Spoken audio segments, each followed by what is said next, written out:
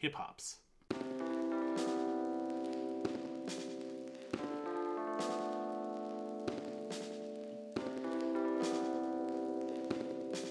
Welcome to the Vinyl Files, everybody. Today we're taking a look at the villain of hip-hop's origin story. Now, my Mad Villain video has done way better than anything I've ever posted. Why do you ask that? Probably because MF Doom rules. You've heard me say it a million times, or at least 6 if you've watched my videos. But the one video I haven't done yet, because I wanted to make sure that I did my due diligence, was the debut album from MF Doom. However, before we get into that, I just want to say thanks so much for watching this video. If you can, leave a like, leave a comment, go ahead and subscribe, because I'm posting new videos every Saturday and you don't want to miss them. Now, let's take a little trip back to 1988, where MF Doom, at the time known as Zevlov X, with his brother DJ Subrock, were in a group called KMD, Causing Much Damage. Now, under this moniker, they released one album, and it's great. It's a lot of serious political topics, but with, like, happy loops, and it's really energetic in a positive way. Their second album was never released due to its controversial nature,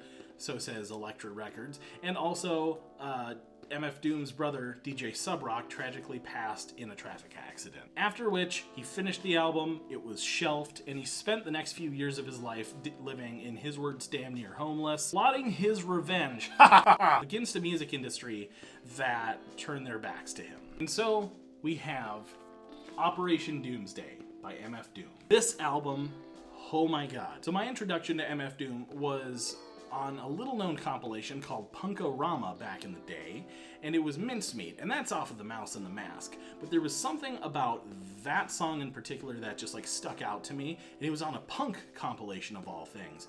But I think it fits that really well because it's outsider music. This is not, the year is 1999. This is released in 1999. At the time we had, you know, big gaudy displays by rappers, and it was, you know, something prestigious to be a rapper. It wasn't just something that you did. You didn't have a voice and you wanted to just get it out there. It was more of an achievement to become a rapper, just like it's an achievement to become a rock star or whatever type of music that you listen to. We can all relate to that. And in actuality, it should just be something that you do. But you have people rapping on yachts, throwing money everywhere, and that's the antithesis of MF Doom. He wears a mask on his face, and it became a personality, but it actually started because he would go to open mics and wear like a stocking on his head, trying to conceal his identity, because it's not about the look of the person, but it's about the music that they produce. That's what he held most dear. And I have absurd amounts of respect for that, because I think that's really what it is. You see a guitarist on stage that is, Lord knows he was beaten near to death with the ugly stick, but man can he play.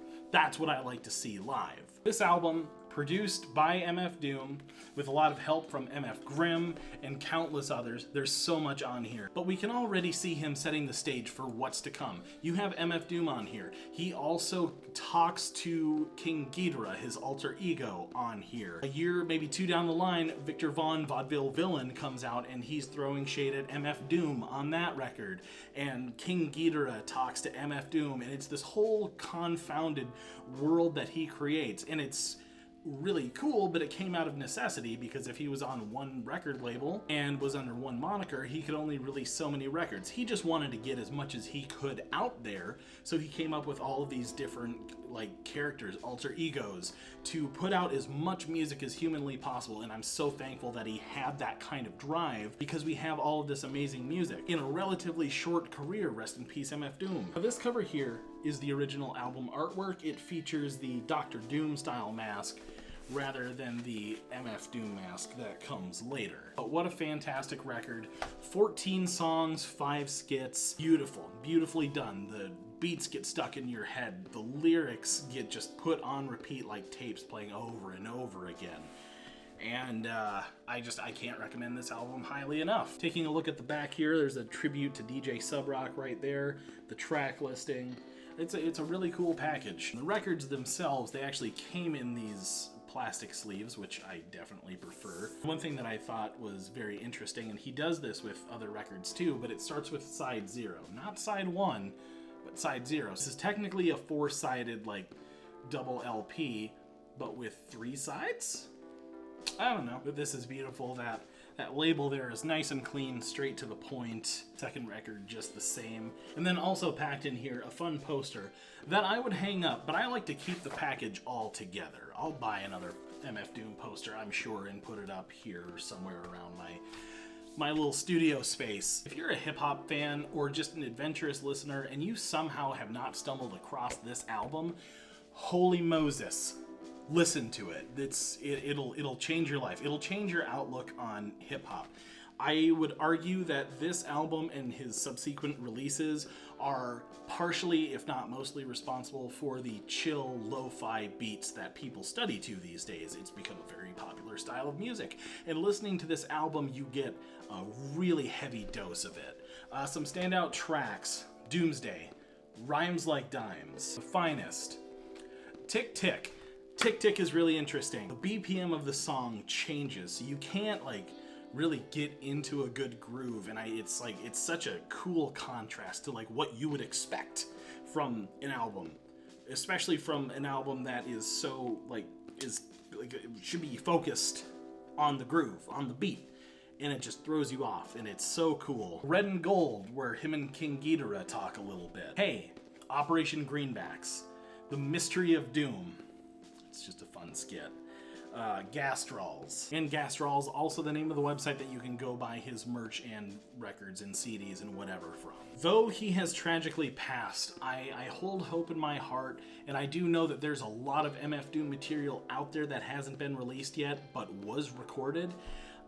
There's talk that there is actually a sequel, a true sequel, not just a remix, but a true sequel to Mad Villainy that is somewhere floating out there, and I hope we get to see that very soon, or at the very least in my lifetime, because how amazing would that be to get a second dose of the magnum opus that is Mad Villainy. And just whatever else is out there. I know there have been little things that have popped up that it's oh, he's featured on this track or whatever. Keep it coming. For as long as we can, let's just hang on to it, you know. If we can have the Elvis treatment where there's 5 posthumous releases, after dead releases, that would make me so very happy. Go check out his other music too. Operation Doomsday is great. Food is amazing. King Ghidorah is amazing. Victor Vaughn is amazing. It's all good. Mad Villainy. Born Like This. It's all choice. Thank you so much for watching, everybody. I have new videos coming out every single Saturday, so you're going to want to make sure that you subscribe so you don't miss anything. Leave a like, leave a comment, tell me what records I should be checking out. What do you want to see more of on this channel? And as always, I'll see you next time. Thanks for watching.